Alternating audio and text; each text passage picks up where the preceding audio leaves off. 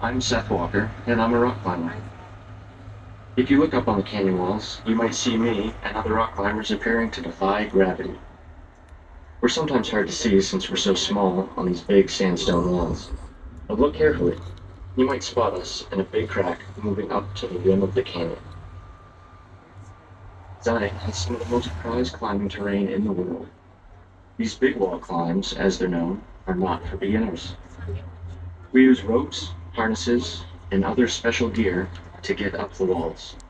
The challenge and the scenery are great rewards and keep us coming back.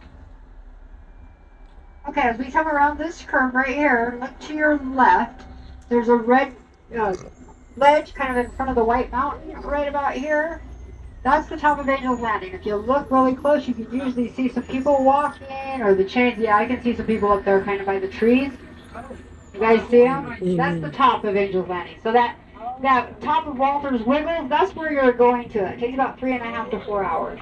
Ooh. Climbers are not the only creatures that like these canyon walls. If you're really lucky, you could see a peregrine falcon flying near the canyon rim.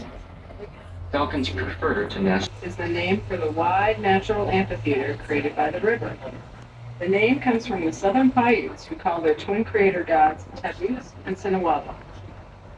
The Riverside Walk Trail starts here and follows the river. The trail is 2 miles round trip and takes about an hour. It is rated easy and is mostly paved. It is accessible with some assistance from wheelchairs. The Riverside Walk takes you to the beginning of the most famous feature of Zion, the Narrows. Explore the river, see a hanging garden, look closely at the sandstone, and enjoy the birds and wildlife while you are here. You can walk up the Narrows a little ways or for miles. Maybe around one bend to understand what it's like and take some photos, or hike farther and experience an adventure. If you go into the Narrows, take water, food, and a jacket. There is no trail. You will always be hiking in the water. Wear closed shoes that can get wet.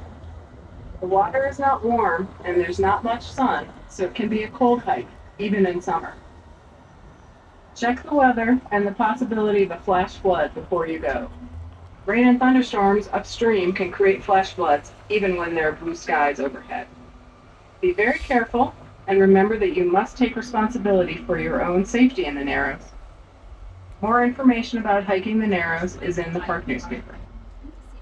Restrooms and water are available here. Remember to stay on the trail, drink plenty of water, and don't feed the wildlife.